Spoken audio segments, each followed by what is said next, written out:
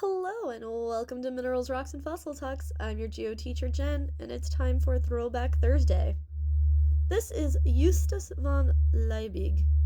He was born in Darmstadt, Germany on May 12th, 1803, to a dry salter and hardware merchant named Johann Liebig and his wife Maria. When he was 13, he lived throughout the year without a summer, when the crops of the northern hemisphere were destroyed by a volcanic winter. You can check out the Throwback Thursday video I did on that volcano, which caused it, Krakatoa. As an adult, he became a chemist and revolutionized the way the subject was taught. He wanted to create an institute for pharmacy and manufacturing within the university, but they outright rejected it. The university did not believe that was its job. If he wanted to do it, he would have to set it up as a private venture, and so he did.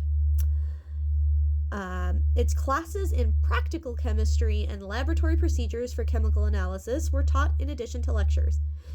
You know, laboratory and lecture portions like we do today at universities.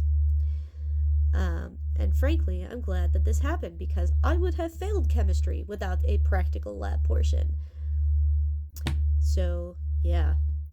Eventually, he was able to convince the university to include lab classes, and it's been a hit ever since. Thank you, Justus.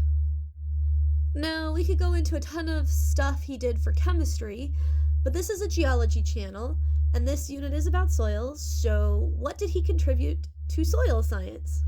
Well, he is credited as the father of the fertilizer industry because he figured out how to make soil as nutritious as possible for various plants. In his hypothesis of mineral nutrients, Liebig identified the chemical elements of nitrogen, phosphorus, and potassium. If we look at our little plant nutrition pyramid, it is the top 3 here. Okay. He identified them as essential for plant growth. He also reported that plants acquire carbon and hydrogen from the atmosphere and from water. In addition to emphasizing the importance of minerals in the soil, he argued that plants feed on nitrogen compounds derived from the air. This assertion was a source of contention for many years and turned out to be true for legumes, but not for other plants. He also popularized Carl Sprengel's theorem of minimum, stating that the plant is not determined by the total resources available, but by the scarcest available resource. So, basically, if water is the scarcest resource, as it would be in like a desert, the plant growth is dependent or is connected to that particular thing. That's how big the plant's going to grow because that's how much water there is. Does that kind of make sense? Okay, cool.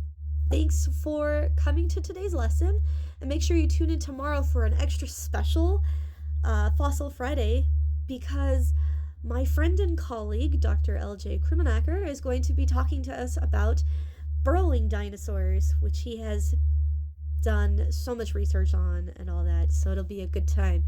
You really don't want to miss this one, so come check it out. Fossilize you later.